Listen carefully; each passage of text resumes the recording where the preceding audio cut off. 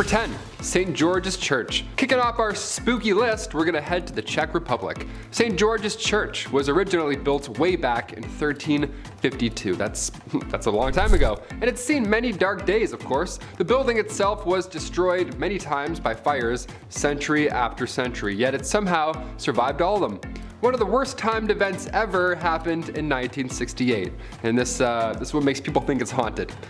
More than fair. The roof partially collapsed during a funeral service, and after that point, everyone was convinced that the church was haunted, and they refused to enter and do any more services inside. More than fair. That's the worst timing ever. I'm thinking of, I Think You Should Leave, Season 2, Coffin Drop. I'm thinking of that sketch right now. That's gonna be in my head all day. The location is still a hotspot. Since 2012, many visitors entered the cursed church. Would you go in? Would you do it? I would, probably. I'd poke my hand in a little, see what happens. I'm terrified of ghosts. I wouldn't go near that. Number 9, Edinburgh Castle. Scotland's capital city. I've been to Scotland a handful of times. It's one of my favorite places to visit. All those pubs, ooh, what a good time. Wish I could remember. It's got a castle, I've heard. You got a castle over there. Apparently, Edinburgh Castle, I of course have to visit every time I go. It's a calf workout that I look forward to, personally. Now, some of these parts in the castle are chilling, because it's, it's freezing cold in Scotland, but sometimes you can feel the haunt in the air. These rooms date back to more than 900 years ago, so these walls have seen a few fortnights. Sightings are pretty popular. Sightings of a colonial prisoner from the American Revolutionary War, that's pretty common, so that's terrifying to hear. And as well as French prisoners from the 7 Years' War. You're just gonna see ghosts of prisoners that might pop up or photobomb you. That's really, I'm terrified talking about this. If you're thinking about visiting, perhaps the ghost of the wandering dog in the castle cemetery will convince you to buy a ticket. I love Scotland, it's beautiful. The air just smells nice. Got a big old hill too. Number 8, Gunnover, Iceland.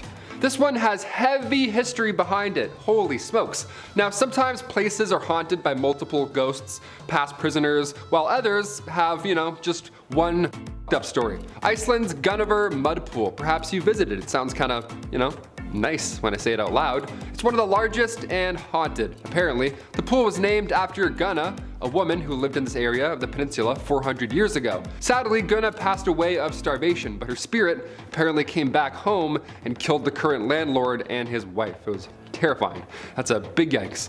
The town called in a priest to take care of that issue, but of course, some visitors today claim to see that same ghost of one Gunna around the very same boiling hot mud pool. One Gunna sounds like a rapper. I don't know why I said that. Ghost or no ghost, I'm not going anywhere. This sounds like an expensive hazard to be near. Anything boiling or muddy? I'm like, no, that's a hazard. That's hot. Number 7, Al-Madam. Al-Madam is about 40 miles southeast of Dubai. This ghost village was built back in the 1970s, and it was deserted shortly after.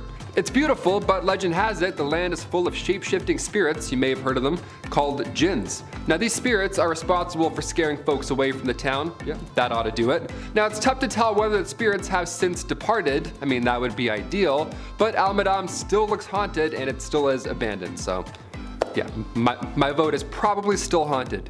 Dunes that partially swallow rows of houses and a mosque, it all just sits there stuck in history. Now, these spirits are still living in the 70s, so who knows? This is their home, not ours, so let's just leave this one alone. It looks like something out of Tim Burton's Beetlejuice, you know what I mean? All the sand, just barren. It's haunting, so jarring to look at. Or that one level from Mario Odyssey that's just, sand and nothing else. Number 6, RMS Queen Mary. Heading over to the beautiful Long Beach, California. Here we go. I'll tell you right now, I would never spend a night in this hotel. Nope. I would rather sleep in Stephen King's 1408 hotel room than this RMS Queen Mary situation. During World War II, the ship was in operation briefly, and then it served as a luxury ocean liner from 1936 to 1967. Now, during this time, a killing happened. A sailor was also crushed by a door, very tragic, and a couple people had drowned in the pool. So it's a lot of bad stuff going on here. It's like the back of a DVD of Ghost Ship. You're like, what am I reading? This is terrifying. Cut to 1967, Long Beach purchased that ship and turned it into a hotel, a flotel, dare I say, where now it still sits today. Would you visit here? Would you spend the night in this haunted Titanic? Let alone, I wouldn't even step a foot on the boat, no way. Boats scare me in general, let alone ghosts on a boat. Number 5, haunted ballroom. This one I would for sure check out. I would definitely moonwalk in a haunted ballroom. Are you kidding me? This is like the first 8 minutes of that Thriller music video. This house, if you want to call it that, this mansion slash castle, was built between 1871 and 1887 for New Zealand politician William Larnach. And like every other Disney castle, you need to have a 3,000 square foot ballroom. Yeah, no friends required, just here's the big ballroom, good luck. Larnach gave his 21-year-old daughter a ballroom for her birthday. Yeah, here you go, Kate, now go make thousands of friends. Good luck. Would you want a ballroom, like as a gift? That feels like the worst gift ever. What happened to ponies, Dad? Jeez. Kate sadly passed away at age 26 due to typhoid cancer, but death does not get in the way for Kate. No, the spirit of the youngin' is still said to haunt the ballroom and still dance around. So, beautiful on one hand, so terrifying on the other. A haunted ballroom ghost? That's the scariest movie I can imagine. Number 4, the Snedeker House. This is a classic Ed and Lorraine Warren ghost story. They have a few out there, probably too many, but we'll see. It was the main inspiration, believe it or not, to The Haunting in Connecticut. We've seen that movie. It's a classic. It's a good banger right there. Ed and Lorraine got a call from the owners in real life of the home saying that their son was experiencing personality changes. Now at first, maybe you'd laugh at that call. Maybe he's just growing up. Maybe he's a bit moody, whatever. Now this was not the case at all. He wasn't just a moody teen growing up, you know, shut up, Dad. That wasn't that here.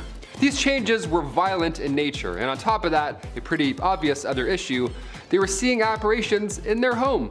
Son's acting odd, and we also have ghosts, so Ed and Lorraine were of course interested. Why not? Old house in Southington, Connecticut. Alan and Carmen Snedeker then found these tools, old tools used by morticians in their house. Yeah, their home was once a funeral parlor. Fun fact to find out after you've moved in, I guess. That's the worst thing to find out. One day when Carmen was mopping the floor, it apparently turned blood red and began to smell foul. So Ed and Lorraine came to one conclusion, and that was demons. The house was full of them. Yeah, that ought to do it. You start mopping, all of a sudden there's blood everywhere. You're like, well, that's it. That's your home now. Enjoy. Let it dry, and then, yeah, pine sols in the cupboard. Brick legs. Number 3. 455A Sackett Street. Not to be confused with 221B Baker Street, that's where Sherlock Holmes lives. 455A Sackett Street is a haunted apartment in Brooklyn. Yeah, it's not very majestic, not a lot of eyeglasses. Imagine moving to the big city, a big city that's known for being loud, and on top of that, now you have ghosts. Good luck getting a wink of sleep. One lady who grew up in the apartment experienced these hauntings herself. Apparently fires would start randomly, loud bangs would happen in other rooms, all around just bad energy, which given what I just said seems more than fair. Sightings of apparitions were common, but it was always the same female looking spirit. Number 2, cursed stadium. Can a sports team be cursed? I mean, I live in Toronto, home of the Maple Leafs, so our last win was like 1743, I believe. I don't know. But the Chicago Cubs curse, maybe you've heard of this. That was a huge deal for a very long time. The Chicago Cubs curse comes from 1945, when a man named Bill Sionis, nicknamed Billy Goat, great nickname, he was kicked out of a Chicago Cubs game. He actually didn't even get into the game 4 to begin with. Was he too intoxicated, or did he bring a live goat with him to the game? Yep, the latter. That's why he got kicked out. Bill brought with him his pet goat for good luck. So, you know, after the staff said, of course, no, you can't enter the 1945 World Series with a live goat, get out, he then cursed the club over and over on his way out, saying the Cubs ain't gonna win no more. And that was the game that they dropped the ball, pun intended. The Detroit Tigers won, and the curse of the Billy Goat then kicked off for real. It got so out of hand that come 1994, that long later, the Cubs had lost 12 games in a row, their worst home start in history. So Sam Sionis went to Wrigley Field, everybody was chanting to, you know, finally let the goat in, and then the Cubs won 5-2. So, I don't know. It's kind of proven that there was a little bit of a curse here. Number 1, the Borley Rectory.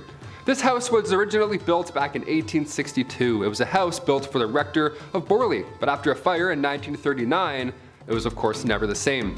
It was finally demolished after 1944, but before its final days, the Daily Mirror printed a lot of history about this house, just working for BuzzFeed back in the 40s. Harry Price, a paranormal researcher at the time, reported sightings of a ghost nun or a ghost car that would often drive by.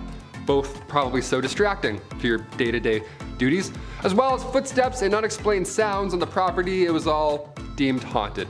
A little piece of the haunted home still sits in the Warren Occult Museum today. It's a brick, a nice haunted brick from the Borley Rectory.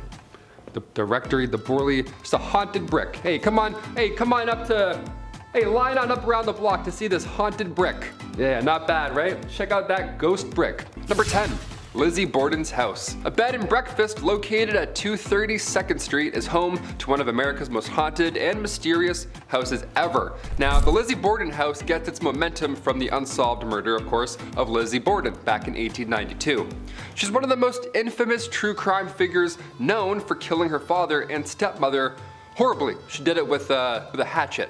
Just in case you're thinking, how did she do it? A hatchet. There's a twisted rhyme about the incident, but I'm not gonna sing that here. I'm not getting cursed on YouTube, but thanks. If you know it, hum it. It's pretty catchy. 1892, Lizzie's stepmother of 27 years, she was hit 19 times while her father, Andrew, was hit 11 times. Now, although Lizzie Borden was acquitted and found not guilty, the dark history draws in crowds, of course, every night for its nightly tour of the premises. Gotta make a buck off this horrible history, right? Netflix and, real life. The Lizzie Borden room, the infamous room where these horrors took place, is requested for the most paranormal overnighters. Yeah, some 1408 stuff. People staying overnight in haunted houses. Would you ever do this? Number 9. Leap Castle. Leap Castle, Ireland. Built around 1250, this beauty was one of the most lived-in castles in Ireland. It was built originally by the O'Bannon family. The classic happens, father dies, powerful family, no successor to the throne. This turned into a brother versus brother kind of deal. Things got shady, a lot of family attacks, nobody could get along, so now we got a castle full of ghosts. A popular sighting is 2 haunting ghost girls playing in the main hallway. Their apparition has been seen since the 1600s. But the most famous sighting is that of the Red Lady. The Red Lady wears a long red dress. She's tall and lean and she has one of her hands raised. That's terrifying. Can you imagine a ghost trying to block you at all times, just coming down the hallway? Number 8, the Ram Inn. An ancient old haunted inn. Nope, I could never. Also, this one doubles as a functioning pub located in England. Okay, that one I could probably do. That one I could maybe do. The inn has been owned and operated by many folks since as early as the 1100s. The ancient Ram Inn has been investigated by years of paranormal researchers. Shows like Ghost Adventures, Most Haunted, Ghost, you name it, all of them, people with, they've stood around there and pointed things. Haunted, for sure haunted. That's what they did. They stood there and went. Legend has it that the energy from Stonehenge actually feeds the property's paranormal power. Not to mention the backyard is home to a 5,000-year-old pagan burial ground. Stonehenge feeding power? I mean, that's one way to save on your electricity bill. Got any tips? Sans ghosts, got any tips? Number 7, Kaluapapa. Heading over to the beautiful Hawaii for this one. I know one of our viewers is from Hawaii. Always wanted to go. Thing is, islands in the middle of the ocean scare the shit out of me. And also, haunted villages. Yeah, we don't like both of those combined.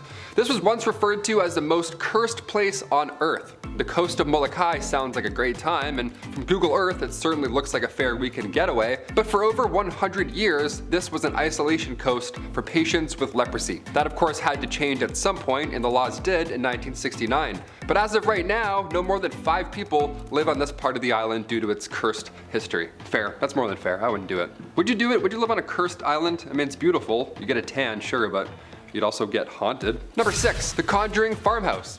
We may have a clear photo with the real Bathsheba Sherman, aka a real life witch from the Conjuring movie. Yeah, this photo is from the Perron family farmhouse back when it was the old Arnold estate. Now, if you've seen the first Conjuring film, it's based on those events that happened in this estate in real life. This was 1885 and this witch lived next door to the farm. And although we'll never really know it, many believe she's the lady in the middle closest to the camera. Also, the fact that she's standing by herself, I feel like that's for sure a witch. Like the vibe of the group was off, everyone kind of like shuffled away from the witch. This is the real house. It's referred to by the Perron family as the old Arnold estate. So 2 names gets kind of confusing, but it's the one place. It's located in Harrisville, Rhode Island. Aside from paranormal horrors, the Perron family also had to deal with financial ones. When the family lived there, a pipe burst randomly and then just flooded their entire business, so they had to sell off more than 85% of their land. Do you guys think the real Bathsheba Sherman is in this photo? The lady on the left there also looks a little witchy, I don't know. But who am I to judge? It's greedy. Number 5. Amityville House. You've more than likely seen this photo, either in the Amityville horror movie, or maybe you've seen it go viral since. The demonic ghost boy photograph. Also, great name, really gets to the point. This photo was taken inside the actual Amityville house back in 1976. It was taken with automatic cameras equipped with infrared, and a photographer named Gene Campbell set the whole operation up. Gene was working with paranormal investigators at the time. He was working with Ed and Lorraine Warren. Yeah, the classic. Now we're getting it. Now oh, this may be real. This photo was revealed 3 years after it was taken on the Merv Griffin show. Now, of course, it was a big deal, and many believe this is in fact one ghost of John DeFeo, one of the boys who lived there before that horrible 1974 event. What do you guys think? Elaborate hoax, or perhaps this photo is one solid piece of evidence that maybe, probably the Amityville Horror House is indeed haunted? Number 4, the Queen Anne Brick Mansion. Heading over to Georgia for this haunted mansion. When I say mansion, also, I mean like Haunting of Hill House type mansion, not like Will Smith mansion. Know what I mean? No one's playing tennis in the back of this one. In Savannah's Columbia Square, the Queen Anne Brick Mansion was built in 1892 for William and Anne Kehoe and their 10 kids. After a few deaths took place in the house, the building was converted into a bed and breakfast. And since 1992, guests have reported hearing footsteps, seeing ghosts, and also sounds of kids playing. I don't want that in a regular bed and breakfast, let alone a haunted one, you know? Just let me sleep. Why am I hearing squeaks, like shoe squeaks outside? Maybe we're in Will Smith's mansion, maybe. Maybe they're playing tennis. Number 3, Bangor Fort. Back in the 16th century, King Madho built the massive Bangor Fort in India. Now, the population of this small town was around 1,000, give or take. It was beautiful. It was a beautiful fort. Many considered this a luxury, and rightfully so. It looks like a set piece from Game of Thrones. But legend has it, Princess Ratnavati, who at the time was living in the luxurious fort, she was the talk of the town. Dudes were proposing left, right, and center, trying everything to get her attention. Princes of all over the world would come in and try and take her hand. Now, one day when visiting town, a magician named Scindia saw the princess shopping for perfume, so he planned on using the black magic of Vashikaran on the princess. Yeah, he mixed it with the perfume that she was admiring, but it didn't work. The princess smashed the perfume, and as the bottle broke apart, the magician cursed the entire fort and those living inside of it. Only days later, a war erupted around the fort, and there were, of course, tons of casualties. So let's avoid this area forever, shall we? I mean, a magician curse, there's a war 2 days later, it's a fort. Those are hot words, I'm not going in that area. Number 2, the Humble Inn. Sounds very humble, sounds calm. The Busby Stoop chair comes from 1702, and its curse arrived promptly after Englishman Thomas Bubsey had some issues with his father-in-law at the Humble Inn. Yeah, he also didn't handle these issues too well, so now he has to be hanged for it. Can't just kill people, Thomas, alright? Relax. He was hanged right near the Humble Inn, but a chair that was nearby is now said to hold that spirit of one Thomas Busby. If you sit on this chair, you are set to die in a frightful accident. A frightful accident. I don't even know what that means, but it sounds frightful, sounds horrible. Locals say during World War II, airmen from a nearby base came to the pub, and those who sat on this chair never returned. In the 70s, more accidents were also connected, but they still kept the chair around at the Humble Inn for some reason until 1978. At that point, the chair was donated to the Thirsk Museum, where it now sits haunted. So that's great. Imagine just like dealing with a haunted chair. That's a lot of responsibility. Not even a rocking chair either, just a chair. And finally, number 1, the Dark Mirror. The Dark Mirror, is that the Thor sequel nobody liked, or is that something else? The Dark Mirror is part of a fun little collection, the world's only mobile museum of the unexplained. So yeah, could approach in your neighborhood anytime. I don't know, keep an eye out for floating mobile museums. This mirror that travels with it supposedly doesn't shine bright like a diamond. Instead, this dark mirror has a life of its own. The museum obtained it originally from the owner who purchased it at a psychic fair in the Columbus area. That's a pretty solid place to get something like that. It checks out. The same owner said the mirror reflected horrifying visions when they gazed into it. And according to the museum, visitors also claimed to have reported uncomfortable sightings such as their own corpse when gazing into the reflective glass. Yeah, I'm looking in, I'm like, no spoilers. I'm only on season 28 of Life, so I'm gonna gaze away. Number 10. Cursed trumpets. King Tut's trumpets are a pair that were found in the burial chamber of the 18th dynasty pharaoh upon discovery. One silver and one bronze. The oldest operational trumpets in the world and the only known surviving examples from ancient Egypt. Both are engraved with images of the gods, and both were silent for more than 3,000 years before the trumpets were played for 150 million people live on a BBC broadcast in 1939. And then World War II happened. Yeah, because apparently the curator of the Tut collection at the Egypt Museum says whenever they're played, a war occurs. Yeah. The bronze trumpet was stolen from the museum in Cairo during the looting riots of 2011, and then hilariously enough, returned 2 weeks later. Yeah, apparently Buddy didn't like the ancient gods just roaming his condo. You think? Number 9. Annabelle. The most infamous and dangerous possessed doll in the world. Yeah, pretty well all you need to know about that. Found at the home of the Warrens Occult Museum in Connecticut, We know a little bit about this doll with all the films about her. She rests inside a glass case marked "Warning, positively do not touch." Aggressive, but necessary. Gifted to a nursing student from a thrift store in the 70s, incidents involving levitating onto the table and running around at night, she took the doll to a medium who said it was possessed by a little girl who had passed. Ed and Lorraine were called shortly after, and they offered to take it to their home. On the way home, Ed said that the doll was making the car do funny things. Swerving, no power steering, brake checks. Haunted. Yeah. The museum unfortunately shut down in 2019, but the cursed objects seem to be staying put, which the owners even refuse to make eye contact with. Yeah, I'm not gonna lie, I would definitely Ronaldo that thing across the room if it was running around my apartment 2 a.m. Just field goal it right out the window. Number 8. Travis Walton. The horrifying abduction of Arizona forester Travis Walton. This is my favorite alien abduction case, yet the scariest, hands down. Fire in the Sky, filmed in 1993, does a pretty bang-up job at what happened that night. In 1975, Walton and a logging crew were working in the National Forest. Him and 6 of his co-workers encountered a saucer-shaped craft feet away from their truck, making a high-pitched tone. The curious Walton was then blasted by a light beam and apparently abducted into their ship. The men were terrified and drove off immediately. Walton claims that he then woke up in a hospital room on board, observed by 3 short, bald creatures, before fighting tirelessly and losing consciousness. He remembers nothing else until he found himself awake, walking along a highway 5 days later, naked, just wandering the highway in a daze. He's had tons of interviews. Guy was definitely taken. He's also so peaceful about it too. He's just convinced that they tried to heal him from the accidental blast. I check your organs and your pineal gland. Just make sure they're all there and intact, you know? Holy moly. Number 7.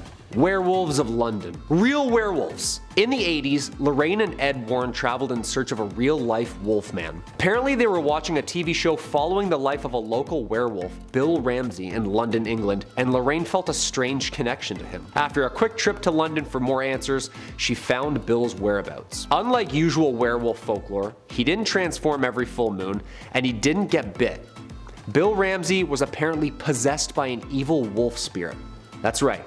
It was so bad that he needed a full-blown exorcism. The Warrens brought Bill back to Connecticut to meet Bishop Robert McKenna, and the exorcism was a success. Thanks to everyone involved that day, Bill lives a pretty normal life now, very unpossessed. Yeah, I'd hope so. This is terrifying.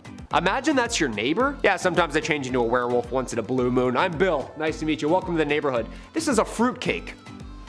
Number 6. Osiris. Yet again, something stolen that's very, very old. Why do people steal the oldest, most cursed stuff? The infamous statue of Osiris. In 1971, during an excavation in Saqqara, Egyptologist Walter Bryan Emery found a small statue of the Egyptian god of death, Osiris. Emery took the statue of Osiris, and once at his house, Emery went to the bathroom to shower. After a few moments, apparently his assistant heard Emery screaming in fear. He found him clutching the sink, scared to death and paralyzed. Emery was diagnosed with paralysis of the right side of his body and was unable to speak. He died the following day. Yeah, talk about a curse of the pharaohs. Like, buddy, you can't just steal stuff and then just throw it up overseas in a museum. Especially the stuff that clearly says in hieroglyphics, "Do not remove. This is cursed." It's pretty clear right there. Like, never steal anything ancient, you know? That's just a scary movie like waiting to happen. Number 5. The Perrin family. In 1952, Ed and Lorraine founded the New England Society for Psychic Research. They quickly gained notoriety after this next case. The Perrins. In 1971, the Perrin family, Carolyn, Roger, and their 5 daughters moved into a 14-room farmhouse in Rhode Island. At first, items started disappearing, then the ghostly sightings started. It was discovered that the home had some previous sinister owners. Self-immolation, freak accidents, and of course, murder in the attic. Whoever the spirit was, she perceived herself to be the mistress of the house, and she resented the competition my mother posed.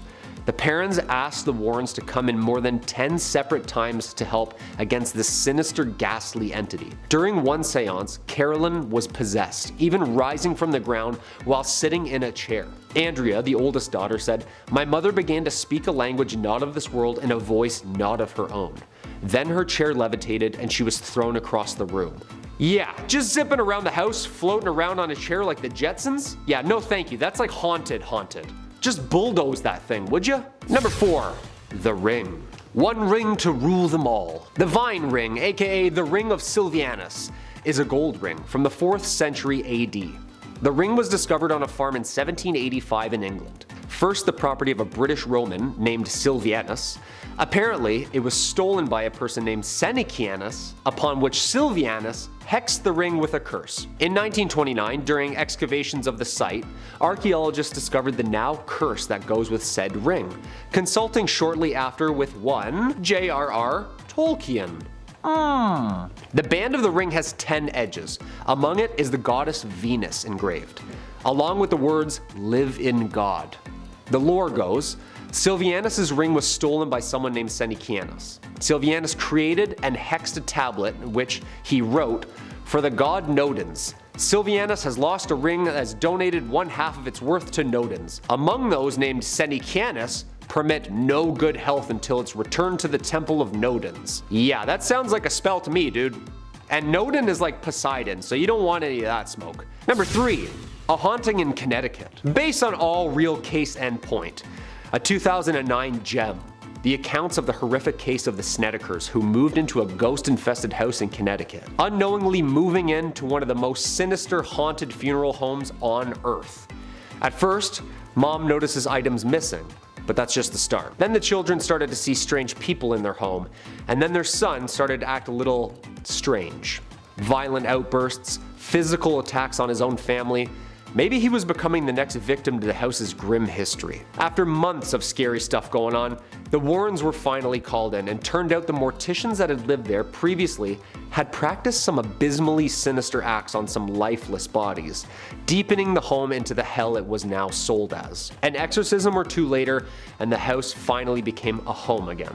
The case can be reimagined in 2009's Haunting in Connecticut, where the story follows the story drawn out by the Snedekers all those sinister years ago. Yo, Taylor gets possessed, I'm swinging immediately. You know what I mean? Like so many holy hands right away, just... Number 2, Statue of Lem. The Women of Lem statue was discovered in Lem, Cyprus in 1878 and dates back to about 3500 BCE. The statue earned the nickname the Goddess of Death after 4 different families experienced tragedy while possessing the carved stones. The first owner, along with his entire family, died within 6 years of owning the statue, all of mysterious and rapid illnesses. The other 2 owners also died, of course, along with their entire families, just a few short years after obtaining the statue. The 4th owner died alongside his wife and 2 daughters of mysterious causes while in possession of the rock. Now, a gift to the Royal Scottish Museum in Edinburgh, it's encased in glass, safe, and unable to bear any other family bad omens. And number 1, the mummy. My number 1 spot, of course, this is the most terrifying find of all. In 1991, a 5,000-year-old frozen preserved human mummy was discovered in the frozen Ötztal Alps of Italy. Ötzi, of course, is the name the researchers chose to name this mummy for obvious location reasons. Ötzi, though, is believed to have been murdered before being frozen in time due to the discovery of an arrowhead embedded in his left shoulder, various wounds on his body, and also the blood-soaked tunic he's wearing with multiple people's DNA on it. Maybe in combat, maybe from megafauna, who knows? Scientists believe that he's the oldest known naturally preserved mummy on Earth. This is where it's gonna get spooky. Once unearthed, a curse surfaced too, and grew stronger as people linked to him began to die one after another in violent freak accidents. So far, 7 deaths have been tied or related to Ötzi's de-thawing, including forensic pathologist who was killed in a car accident en route to give a speech about Ötzi, a mountaineer in an avalanche, a hiker who discovered the Iceman falling down a treacherous path, the molecular archaeologist was found dead in his home, the head of the forensic team had a heart attack, another discoverer died of a sudden brain tumor, and another of multiple sclerosis. Yo, say what you will about curses, when people start dropping all involved with the find, I'd say it's probably the 5,000-year-old mummy you just found. You think? Number 10. Chateau de Montségur, a petite fortress in southern France, sitting atop a 170-meter drive uphill. Its ruins a safe house for once the Cathars. Its nickname? Satan's Synagogue. Described as one of the first Cathar castles and has been listed as a monument historique by the French Ministry of Culture. Cathar from the Greek meaning pure. These people were devout. The stronghold fell after a bloody 10-month siege in 1244 by King Louis IX, The field below is known to have been where over 200 men and women were burned alive for having refused to renounce their faith. On that day, the apparent bonfire that happened sparked a curse from the Cathars. Legends of these ruins say any person who strays off the marked footpaths and loses their footing will drop off every side of the so-called, quote, citadel in the sky. Sounds more like a metaphor to me than a curse, but yeah. Number 9. Guri Amir. Guri Amir is a mausoleum of the Turco-Mongol conqueror Timur in Uzbekistan, an important place in history of Central Asia. The mausoleum has been heavily restored since, but other than tourists and selfies, the people who intend to learn more of its rich history tend to respect its space. Local residents tried to stop the excavations, but the expedition continued. The tomb was opened by Soviet archaeologists in 1941 and was aimed to examine the human remains and family that belonged to Timur himself. On June 20th, the tomb was opened and the air filled with sharp, choking odors of resins, camphor, and frankincense. At first they thought the smell was the sign of a curse. Then they read Timur's tomb. Yeah, a curse. 2 inscribed warnings that read, "When I rise from the dead, the world shall tremble. Whosoever disturbs my tomb will unleash an invader more terrible than I." Yeah, sounds right. Number 8. Kalaupapa. In 1866, during the reign of Kamehameha V, Hawaiian legislature passed a law designing this island the official site for patients affected by leprosy, aka Hansen's disease. About 1,200 families were exiled to quarantine here. At the time, the disease wasn't really understood, believing it to be highly contagious and very incurable. Whisked off and locked away amid paradise in total isolation. No amenities, buildings, or even potable water sources. Known by historians who visit as, quote, the pit of hell itself. And apparently the most cursed place on earth. With its grim history of loneliness, despair, and death, it's not surprising at all that Kalaupapa is also said to be haunted. Yeah, I mean, like, this island was basically a death sentence for those on it. Shackles, cages, caves. Sounds about right to be haunted by the afterlife, doesn't it? Number 7. Beit She'arim. The House of Gates, or Beit She'arim, Israel, is popular for its necropolis, known as Beit She'arim National Park. It's partially an excavated archaeological site consisting of a necropolis of rock-cut tombs. Declared a UNESCO World Heritage Site in 2015, this thing is old. Only a portion has been excavated. A stone book, catacombs, mausoleums, and sarcophagi have all been found riddled in elaborate chiseled and painted symbols and inscriptions in Hebrew and in Greek. It's the most ancient, extensive Jewish cemetery in the world. And of course, haunted and cursed. I mean, why wouldn't it be, right? A hex designed to deter grave robbers is scrawled into the limestone slabs in uneven Greek writing, blood red in paint. It reads, quote, "Jacob the proselyte vows to curse anybody who would open this grave. So nobody open it." Number 6. Anjakuni Village. Way up north, a village named after a bountiful, massive freshwater lake in Canada. Nunavut, 1932.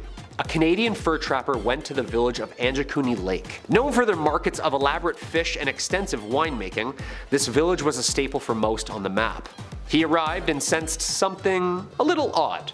Too quiet and too foggy. He found it to be completely empty and deserted, even though there were signs of life still present. Campfires blazing, pots still boiling, doors were even open and food out waiting to be served, but no people. Thousands of Anjakuni villagers had simply vanished. To this date, there's no proper explanation for this mass disappearance of the people, and the weirdest part, all of the graves in the village cemetery were emptied as well. Even the skeletons from the ground were dug up. Nothing left but a pack of frozen sled dogs. RCMP thinks it was blue lights in the sky. I'm just saying, I didn't say it, they said it, not me. Number 5. The City of Screams. Ah yes, Shar-e-Golgola, the City of Screams, top of my trip list. Peaceful once as it was the capital of the Gorid people, until Genghis Khan and the Mongol Empire seized it in about the 12th century. Apparently legend goes its ruler, Jalaluddin, fought back and killed Khan's son. Yeah, that's probably not a good idea. At first the city held strong but was sold out by the ruler's daughter, who, according to legend, betrayed the castle's secret entrance, sharing and consorting with the enemy. Expecting to be rewarded, of course, her and her people were slaughtered, and the ruins cursed. Russians, Taliban, and Americans have all used these ruins as fighting posts over the years. As this place hasn't even been lived in since, haunted by its legend of those who still hear the screams of the slain, citing dark horseback figures and even uniformed specters are seen atop the rubble. Yeah, I'd say we just like leave this place alone completely, just kind of like back away slowly in respect, you know? Number 4. Skeleton Lake. Deep within the Himalayas of India lay the bay of an ancient lake, shrouded in an ancient mystery. Rupkund Lake, aka Skeleton Lake, was rediscovered by British forest rangers in around 1942. What they found was jarring. Hundreds of ancient human skeletons found at the edge of the lake. Investigations led some to think that it was a catastrophe of some sort. Nope, just 3 different groups of people died here at different times. But why? Wooden artifacts, iron spearheads, even slippers and jewelry were found by the National Geographic team who studied 30 skeletons in 2003. Skin still on some of them. 300 people have been found so far. Legend goes, Parvati, a supreme goddess, cursed the kingdom, unleashing drought and disaster upon them. She sent down a blizzard of hail and whirlwind which swept the people into the lake. I'm saying my prayers tonight, yo. I don't want to get like Jack Skellington out of nowhere. That sounds horrifying. Number 3. Karun Treasure. If we've learned anything about the famous Howard Carter curse with the excavation in Egypt, we see where this is already going, don't we? The people in Yusuk, Turkey believe that the treasure found here is cursed. Karun Treasure is the name given to the collection of 363 valuable Lydian artifacts from the 7th century BC. Also called the Croesus Treasure. The treasure included gold and silver, rare Lydian coins, silver vessels, jewelry, even carved marble sphinxes. The discovery in 1966 made those afraid of it may bring upon an ancient curse. Little dynamite and voila, open sesame. 7 men and related violent deaths or great misfortunes. We've learned nothing, haven't we? The treasure was inside the burial chamber of an unknown princess. Yeah, that sounds about right. What do you think? Should we be just mucking around with ancient sites and buried treasure? I'm saying leave it alone, dude. Like, there's a lot of this stuff out there, you know? Number 2. Mainz. Mainz was founded by the Romans in the 1st century BC as a military fortress. Mainz became an important city in the 8th century AD as part of the Holy Roman Empire and later famous as the birthplace of Johannes Gutenberg, the inventor of the modern printing press. Mainz and its connected Jewish cemetery are both UNESCO World Heritage Sites. Because what they found there is pretty eerie. Tons of cursed tablets. The Roman temple of Magna Mater and Isis in Mainz has people puzzled. Thousands of cursed tablets, strips of lead inscribed with requests for divine intervention, then thrown into fiery pits at said temple. In the sanctuary, the mother goddess, Magna Mater, was worshipped according to the inscriptions. The cult of Isis originates from Egypt, while the Mater Magna is a Greek adoption of the goddess. Both cults a long tradition in the Roman Empire. The Isis cult, established under Caligula with military brick stamps found on site, means this place was built on behalf of the emperor for lots of cult practice. And number 1, Mount Ebal. Mount Ebal is one of the 2 mountains in the West Bank territories of Palestine, next to Mount Gerizim. In advance of the Israelites' entry to the Promised Land, Deuteronomy 11:29 records Moses saying, quote, "When the Lord, your God, has brought you into the land which you go to possess, you shall put the blessing on Mount Gerizim and the curse on Mount Ebal." In Deuteronomy 27, an instruction is given to build an altar on Mount Ebal. When done, split into 2 groups, one on Mount Ebal to pronounce curses, and one on Mount Gerizim to pronounce blessings. Well, discovered in 2019, a teeny tiny tablet was found dating to the Bronze Age. Scott Stripling, Pieter van der Veen, and Professor Galil claim to have found the earliest written examples of God's name as Yahweh. It says, quote, "Cursed, cursed, cursed, cursed by the God Yahweh. You will die cursed. Cursed you will surely die. Cursed, cursed, cursed, cursed."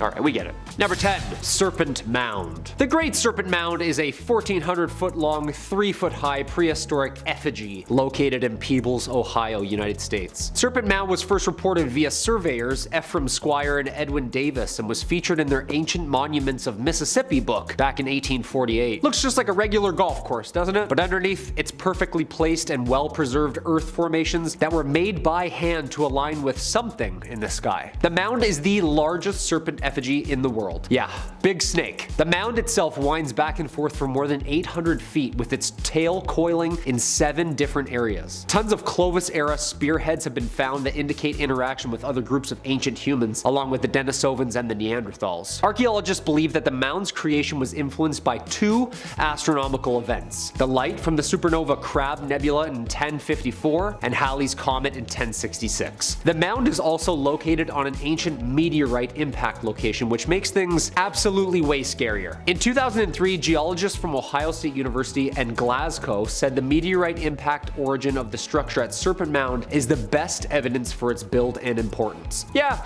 nothing crazy, just a mile-long, cosmically aligned serpent made out of rocks, made from prehistoric dudes who could barely work fire right on top of a huge impact location. Yeah.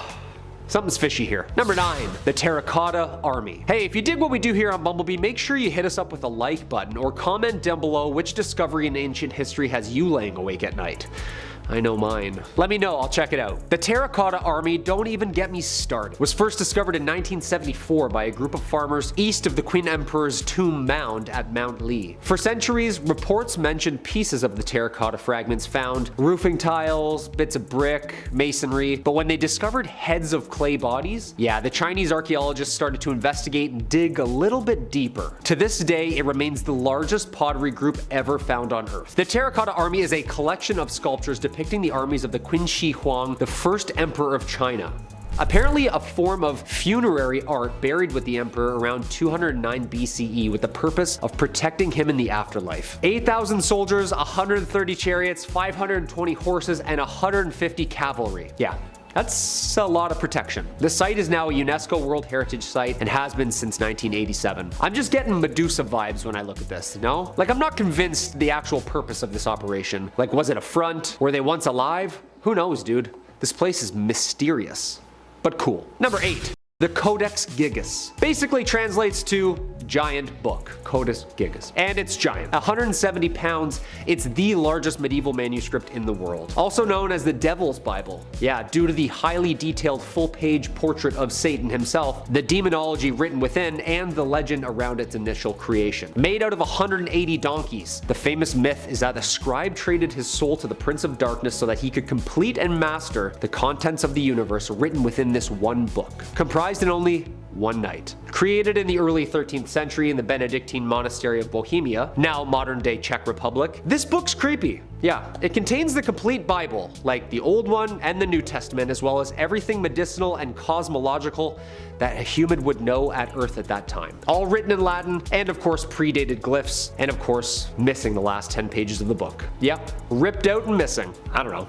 Who knows? The book lays in the National Library of Sweden in Stockholm. I wouldn't go near it. I wouldn't read it. I wouldn't even touch it. You know, I'm good with goosebumps. That scares me enough. Number 7, the Antikythera mechanism. The Antikythera mechanism is an anomaly ancient computer that uses the cosmos to predict astronomical events. A group of sea sponge divers discovered the Antikythera shipwreck in early 1900 just off the island in Greece. Hence, the name. I find it funny that divers diving for something you wipe your butt with found an ancient computer just chilling down there. Something about that makes me laugh. Many think it's cursed too due to its first handlings. Apparently after its discovery, 3 of the divers who dove down died shortly after its find. 150 feet deep just off Point Glyphadia, the team retrieved millions in worth of bronze, marble, pottery, glassware, jewelry, coins, and of course, this ancient MacBook. This device is made entirely out of a single bronze sheet built within a wooden case about the size of a shoebox. Faces and cogs covered in Greek inscriptions indicating the device's astronomical calendar,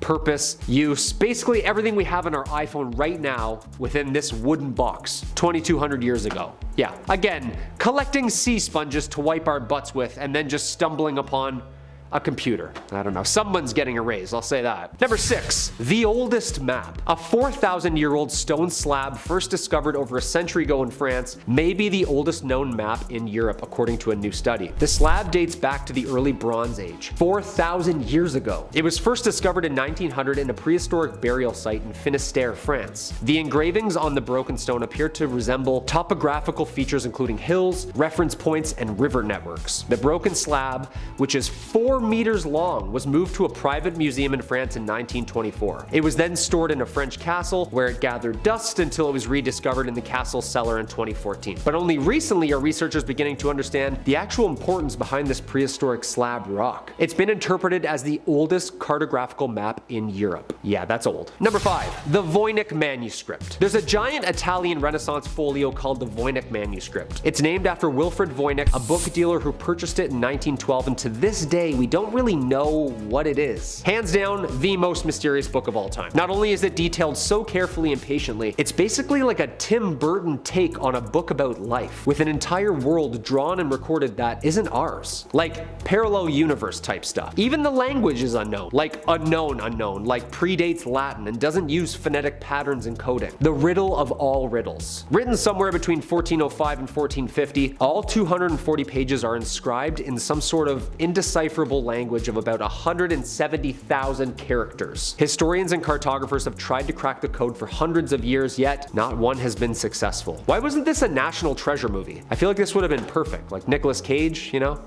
I don't know. Number 4. The Nazca Lines. The ancient, very mysterious geoglyphs that make up the soil of the Nazca Desert in southern Peru is an old one. They were created, we think, somewhere between 1000 BCE and 500 AD. Basically, people would make impressions or shallow incisions on the desert floor, removing pebbles, leaving colored dirt exposed, drawing some sort of depictions of fauna and humanoid scribbles for only those above Earth to visually see. Basically, what I'm trying to say here is that these are giant, ancient, unknown drawings you can only accurately depict from space, or from like drones hundreds of miles in the air. In the years leading up to 2020, between 80 and 100 new figures have been found with the use of drones and cameras since at least year 1900. Yo, who's drawing these things? And why is the mountain ranges so perfectly square and flat, like it's been laser cut to draw on? More than 70 designs are zoomorphic, including birds, spiders, fish, lizards, and of course, humans. Lots of different shapes and clothing and builds of humans. Interesting.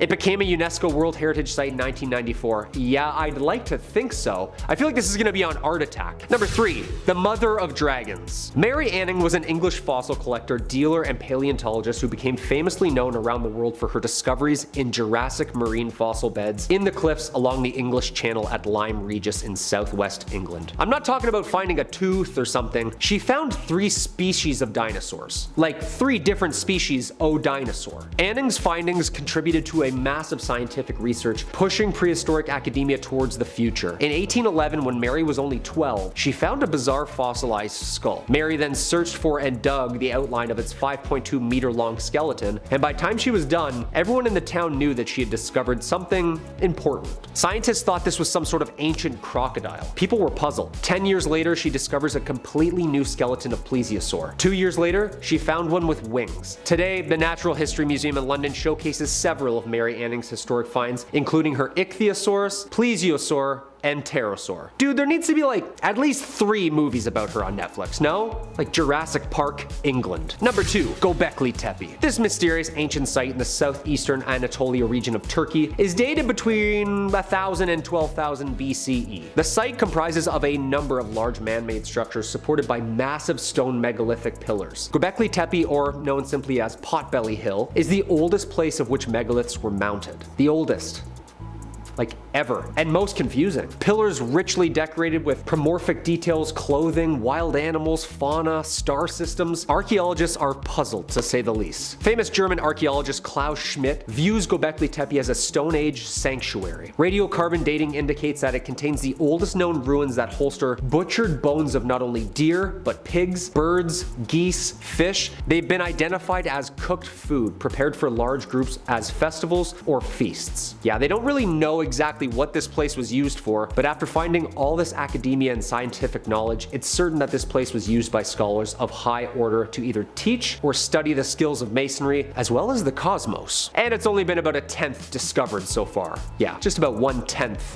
Who knows what other secrets Göbekli Tepe has to unveil? Let's get those other 9/10ths undug, no? And the number 1 spot, ancient Greek shipwreck. The oldest ancient Greek shipwreck ever discovered in the Black Sea, and you would never guess by looking at it. This ship is from 400 BC. It's an ancient Greek trading vessel. Not huge, but somehow this ship has been kept in almost perfect condition for over 2,400 years, a mile below the sea surface. The lack of oxygen actually preserved the ship, and that's why it looked like it sank last year and not thousands of years ago. John Adams, principal investigator with the Black Sea Archaeology Project, describes the finding as something he never thought was even possible, let alone something he'd witnessed with his own eyes in his lifetime. This discovery changed what we know about ships in the ancient world. It is to date the oldest intact shipwreck ever known to mankind. It can't be beat. This thing is older than most curses. I say pull it up, slap some paint on her, get her going again, no? Quality versus quantity back then? Things were just built to last back then. History. Starting off in our number 10 spot, we have King Tut's cursed artifacts. We will kick off this list in the 18th dynasty. 1332 BC, King Tut was the last of his royal family to rule, and for ages now the pharaoh's treasures, politics, and social status have remained a mystery. Until recent days, it would be extremely hard to get a glimpse at some of the ancient belongings once owned by King Tut,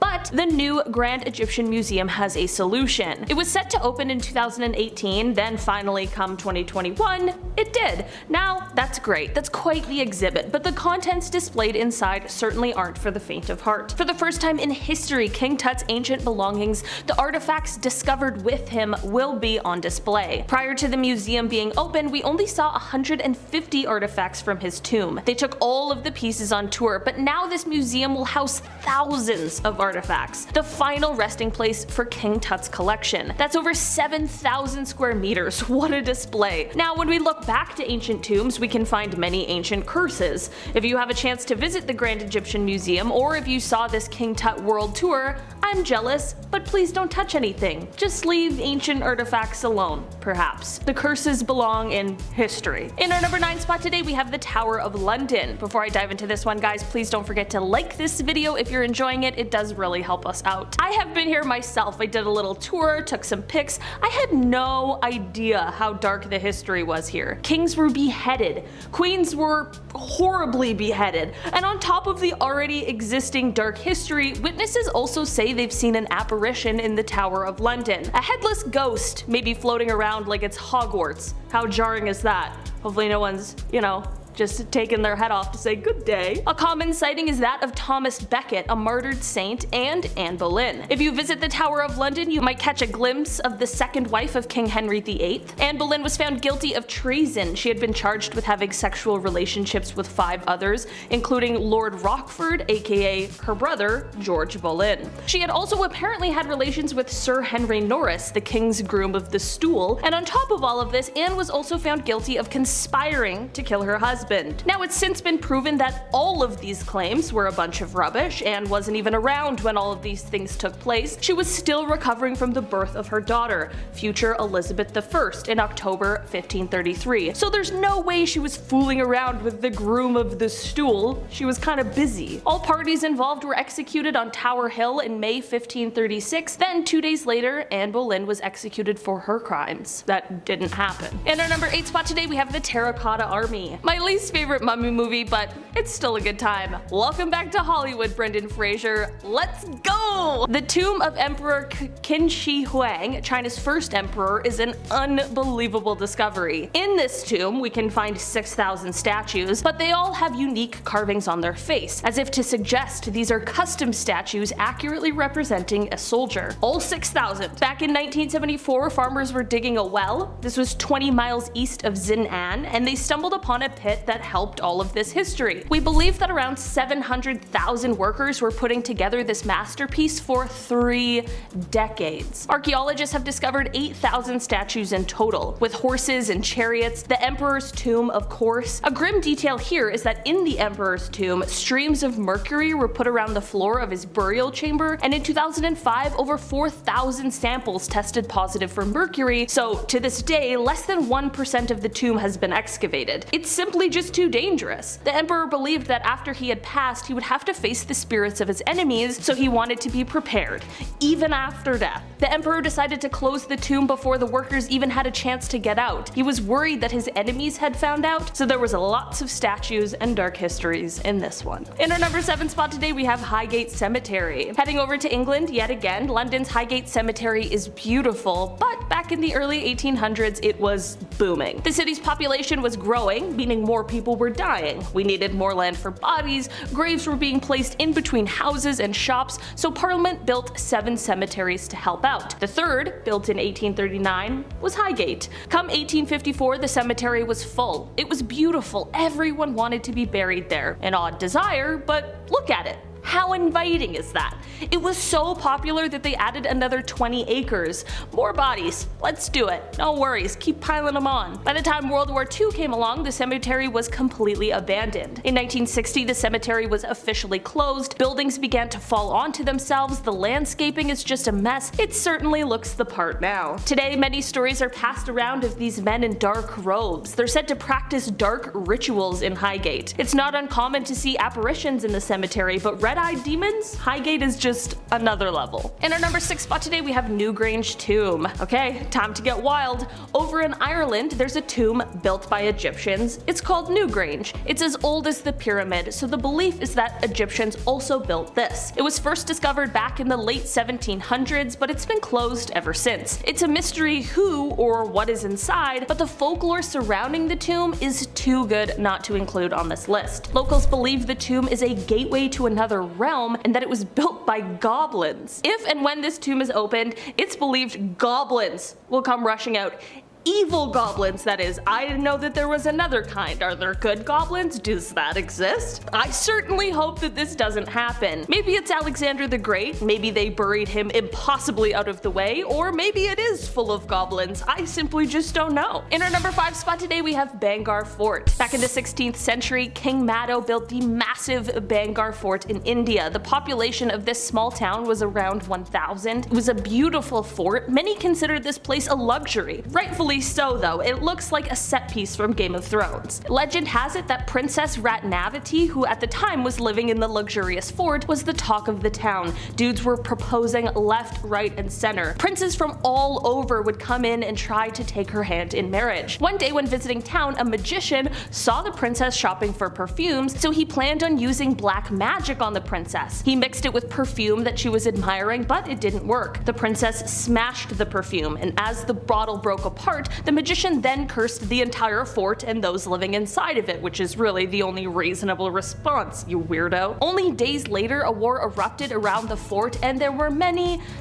casualties. To this day, Bangor Fort is said to be extremely haunted. In our number 4 spot today, we have the Crooked Forest. Forests are already creepy, but this one looks like it's straight out of a Tim Burton film. The Crooked Forest is in Poland. There's around 400 odd-shaped pine trees near the town of Gryfino. These trees are said to be about 90 years old, and all of the trees from the base, they immediately bend towards the north, and then they slowly curved back towards the sky like other trees. Despite this odd bend, these trees are otherwise healthy. There's been so many theories, but none of them really stick. Some suggest it was a gravitational anomaly, but that's a little too far-fetched for me. I don't know. This isn't Interstellar, is it? Other theories claim that there were heavy snowfalls that would weigh the branches down, which could check out, but why is it just a select amount? I've lived in Canada my entire life. I'm from the prairies, like the snowiest of all the places. We have so much snow, and I've never seen a Sleepy Hollow tree. Alright, my favorite theory is that farmers were trying to make the tree curved on purpose to make stronger wheels because the grain direction would make for the natural curved wheels. Again, nobody knows for sure. What are your thoughts? Do we like the wheel theory? I'm gonna keep a spare tree tire just in case. I'll keep it stored safely in the trunk. In our number 3 spot today, we have Huska Castle. According to folklore, Huska Castle, which is located in the north of Prague in the Czech Republic, is built over a bottomless hole that leads directly to hell. The legends claim that the 13th century King Ottokar II offered a pardon to any prisoner who agreed to be lowered into the pit in order to report what was down there. The first prisoner who was lowered into the pit only lasted 30 seconds before he started screaming in fear. Sounds pretty horrible. No way I'd volunteer as tribute. Legend Legend goes that when he was brought back up, his hair had turned white, and apparently he saw these half-human, half-demon creatures that flew through the darkness with scaly wings. The castle was built over the hole without things like a water source or any kitchens, and it is said that this was because it wasn't actually meant to be used by humans, but rather a place to capture the demons should they choose to rise from this mysterious hole. Even demons have a place to crash now. How nice is that? In our number 2 spot today, we have the Turkey Gladiator Arena. Ah yes, another arena, another staple in history filled with gruesome combat in the name of entertainment. Gladiator 2 was confirmed by director Ridley Scott, so who knows, there's a chance we may see another gladiator arena like this one in the sequel. An 1800-year-old arena was discovered back in 2020 while we were all stuck inside watching Carol Baskin. They found another gladiator arena. This is so exciting on one hand, but the history that lies here, not so pleasant. Its purpose was thought to be the same as the Colosseum, to host these massive professional gladiator bouts with wild animals making a cameo here and there. This arena was active, we guess, around 200 AD when the Severan dynasty was ruling the Roman Empire. If betting on animal fights was your thing, you'd travel to this place. Hope you have trail shoes and great knees. I'm weak just looking at those hills. In our number 1 spot today, we have the Valley of the Kings. We started off this list in ancient Egypt, so we might as well finish there. After all, when it comes to ancient mysteries or ancient curses, Egypt still has so much to offer. It is said that any thieves who dare enter or disturb the slumber of the deceased kings shall be cursed and shall perish. Well, this applies to archaeologists too. Howard Carter and his team back in the 1920s had come across the discovery of a lifetime, finding the tomb of King Tut, launching the study of Egyptology. We're still finding tombs in Egypt to this day. That place is a literal treasure chest. The thing is though, after the discovery, some researchers on Carter's team started to feel under the weather. Maybe there was a bug going around, maybe it was too hot, or maybe it was just the curse of the pharaohs. Some men on his team perished from blood diseases or undisclosed circumstances. Many of these ancient tombs have warnings, and I think it might be time we start listening to those.